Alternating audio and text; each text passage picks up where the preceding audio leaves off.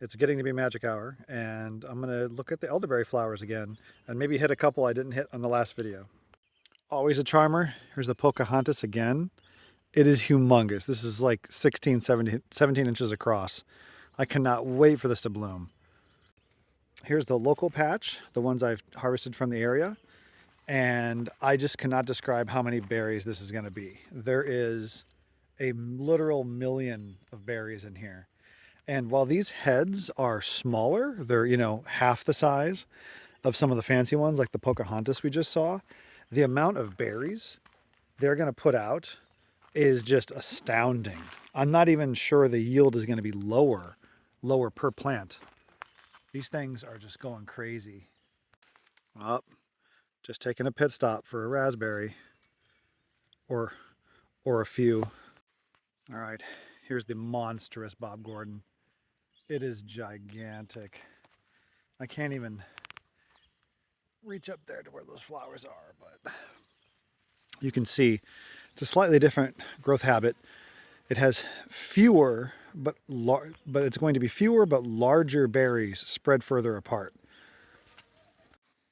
Here's a champion, courtesy of Edible Acres. Check out Edible Acres, please. This is only a 2-year-old plant, and it's only about 5 feet high, but it is going to make a bumper crop of what are appearing to be quite large elderberries. Very excited about Champion. Scotia, doing what Scotia does. A absolute bazillion tiny flowers. Look how pretty this is. This is insane to look at. This is Scotia. It blows my mind. Tiny flowers, tiny berries, but a billion of them. Oh, black currant break. Wink. Here is a spindly little wildwood plant with a very interesting shaped flower head. See how it's a bit of a dome shaped. Wildwood grows in this kind of a dome shape, at least once the flowers are really mature.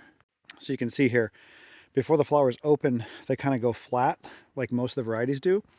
Once they open, though, the cyme kind of flattens.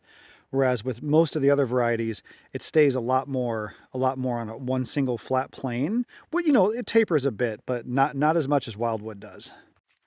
Here's another local one, just going absolutely crazy. Curious to see how indeterminate it really is. You can see how it's already going for a secondary small cluster. We'll see. I still didn't get them all in, but I'll try next time.